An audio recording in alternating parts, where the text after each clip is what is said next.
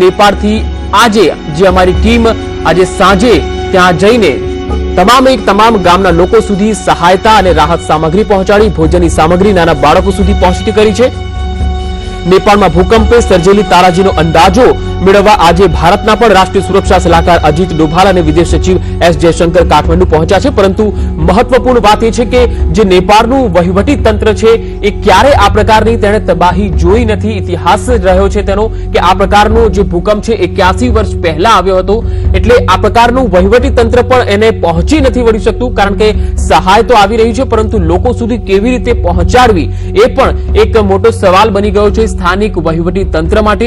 જો કે વિશ્વના દેશો તરફથી જે સહાય મળી રહી છે એ પહોંચી તો રહી છે, પરંતુ જે ગ્રામીણ વિસ્તાર છે, જે ગામના લોકો છે તેમના સુધી હજુ સહાય નથી પહોંચી, જેથી લોકોમાં એક અસંતોષનો માહોલ છે। સંદેશ ન્યૂઝની ટીમ કાઠમંડુ અને તેની આસપાસના ગ્રામીણ વિસ્તારોમાં પહોંચી ગઈ છે અને ત્યાં ભોજન સામગ્રી અને રાહત સામગ્રી લોકો સુધી પહોંચાડી છે। આપ સીધી તસવીરો જોઈ શકો છો જ્યાં કેવો અરાજકતાનો માહોલ છે, લોકોના ઘર બહાર કંઈ જ બચ્યું નથી અને આ ભૂકંપે લોકોને ઘર બહાર વગરના કરી નાખ્યા છે। આકાશની નીચે લોકો હાલ સુવા માટે મજબૂર છે, તેમની પાસે ભોજનની કોઈ સામગ્રી નથી, રાહતની જે સામગ્રી તેમના સુધી પહોંચી નથી, પરંતુ સંદેશ ન્યૂઝની ટીમે પોતાની સાથે જે રાહત સામગ્રી અને દવાઓનો જથ્થો લઈને પહોંચી અને આ જે ગામના લોકો છે જેઓ ભૂખ્યા છે અને ઘણા દિવસોથી તેઓ આ જ પ્રકારની સ્થિતિમાં જીવી રહ્યા છે તેમની મદદ પહોંચી।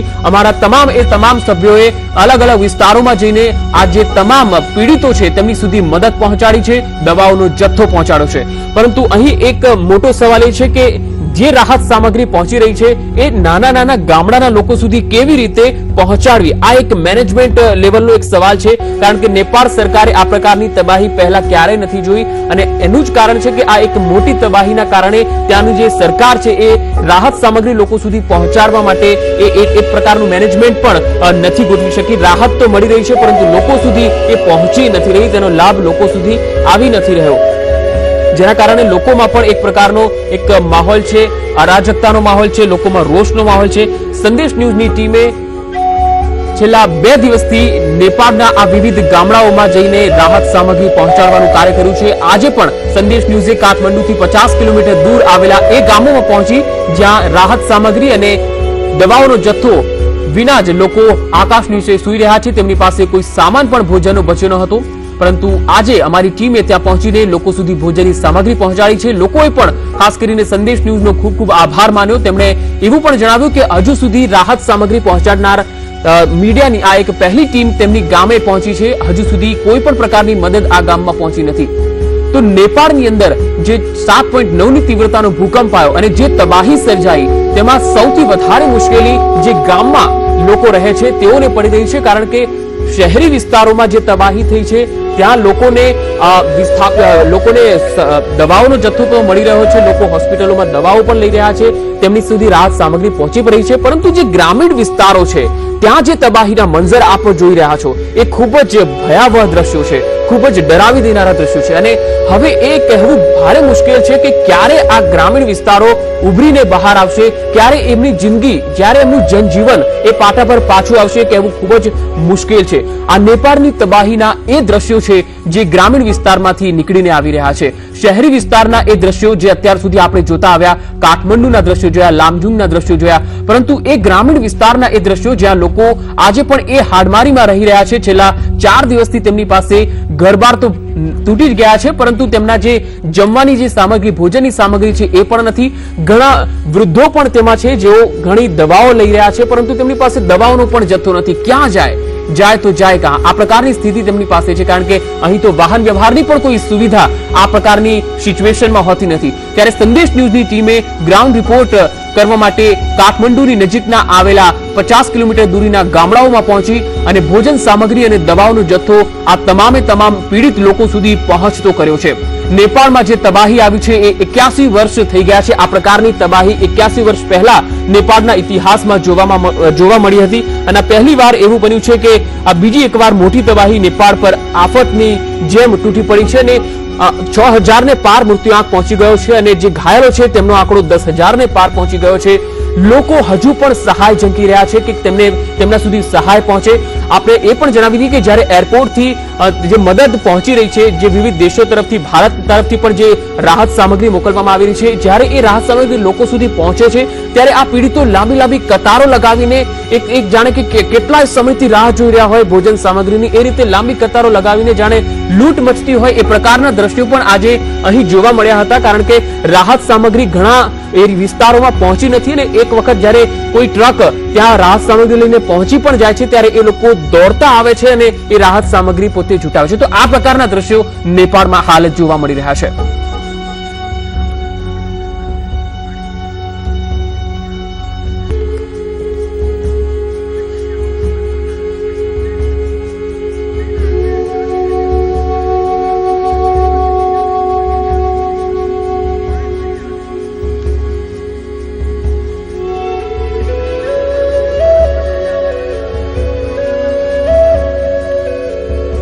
આપ જે તબાહીના મંજર જોઈ રહ્યા છો તે કાઠમંડુની આસપાસ આવેલા પર્વતીય વિસ્તારો અને એવા દુર્ગમ વિસ્તારો છે જ્યાં હજુ સુધી કોઈ મીડિયા હાઉસ પહોંચ્યું નથી, જ્યાં હજુ સુધી કોઈ રાહત સામગ્રી લઈને સરકારના કોઈ બંદાઓ પહોંચ્યા નથી, કોઈ નુમાઇંદા પહોંચ્યા નથી। વિશ્વના દેશોની જે સહાય પહોંચી છે એ આ વિસ્તારો જે દુર્ગમ કહેવાય છે, જ્યાં વાહનો પણ જઈ શકતા નથી, એ પ્રકારની સ્થિતિમાં આ લોકો કેવી રીતે જીવતા હશે એ આપ કદાચ કલ્પના પણ નહીં કરી હોય।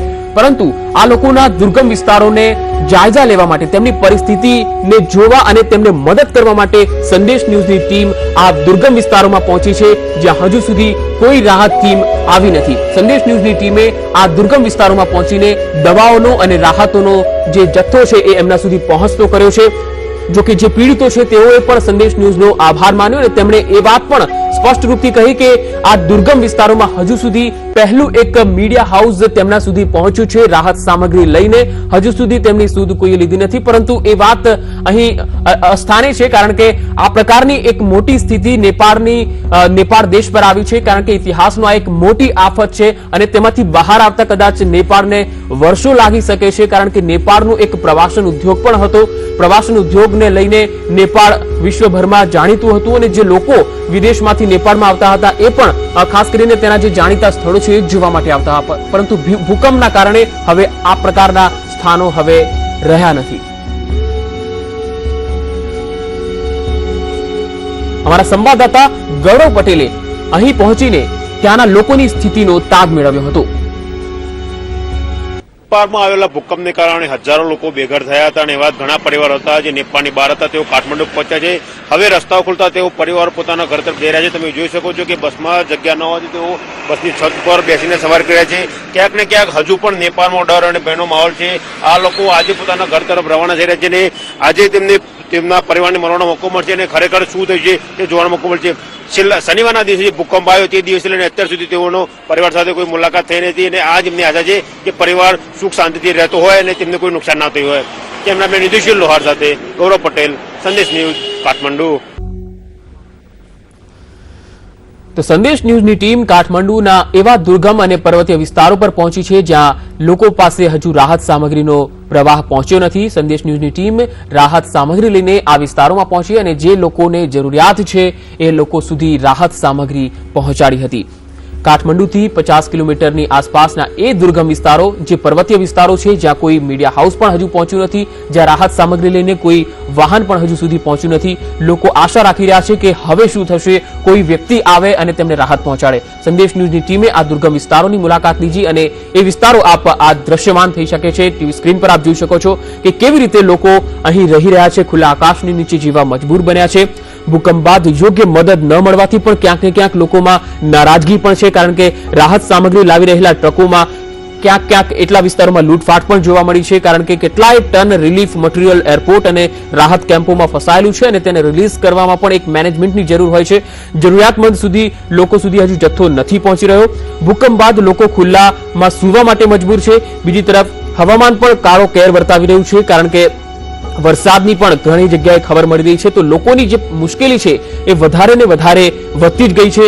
રાહત કાર્યનું નેતૃત્વ કરી રહેલા નેપાળી સૈન્યના ચીફ જનરલ ગૌરવ રાણાએ કહ્યું હતું કે સ્થિતિ ભારે ખરાબ થઈ ગઈ છે। આશંકા છે કે મૃતકોનો આંકડો 10,000 થી 15,000 ની વચ્ચે હોઈ શકે છે। સિંધુપાલ ચોક આમ તો કાઠમંડુથી 70 કિલોમીટરના અંતરે આવે છે, પરંતુ દુર્ગમ રસ્તાઓને કારણે અહીં પહોંચવું ભારે મુશ્કેલ છે। જો કે સંદેશ ન્યૂઝની ટીમ આવા દુર્ગમ વિસ્તારોમાં પહોંચી ગઈ છે।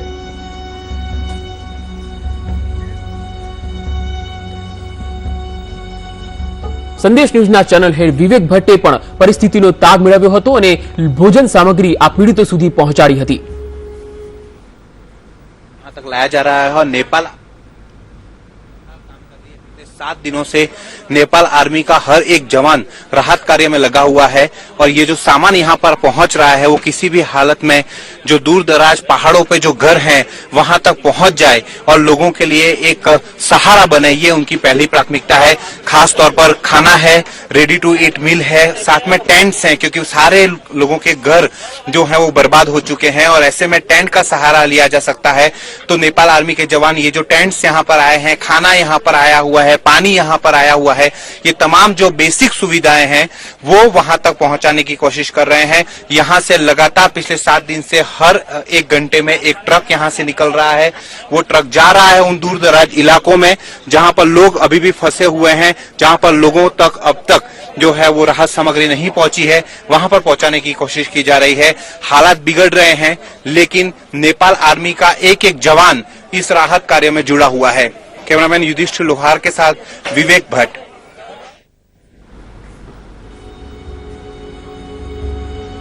તો નેપાળમાં આવેલી તબાહીના મંઝરને જાણવા અને તેનો ગ્રાઉન્ડ રિપોર્ટ લેવા સંદેશ ન્યૂઝની ટીમ પહોંચી ગઈ છે કાઠમંડુ અને એવા દુર્ગમ વિસ્તારોમાં પહોંચી છે કે જ્યાં લોકો પાસે હજુ રાહત સામગ્રી પહોંચી નથી।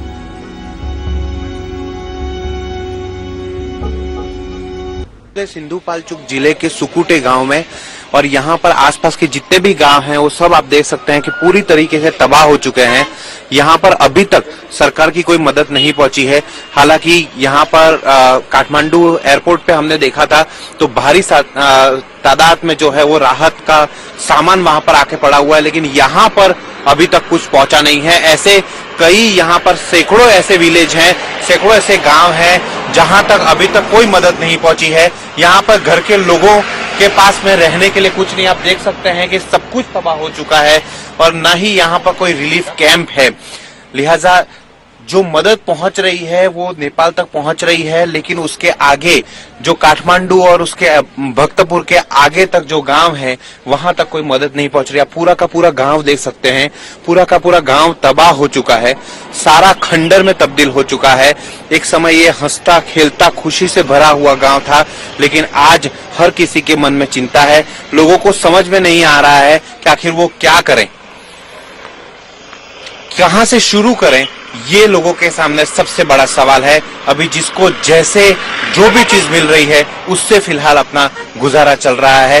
यहाँ पर बच्चे हैं, औरतें हैं और सभी के आंखों में अगर आप झांक के देखें तो हर कोई एक मदद की आस लेके बैठा है कि कहीं ना कहीं से कोई मदद आ जाए, कहीं ना कोई सरकार का नुमाइंदा आ जाए या कहीं ना कहीं कोई शख्स आके उनके परिवार की थोड़ी बहुत सार संभाल कर सके।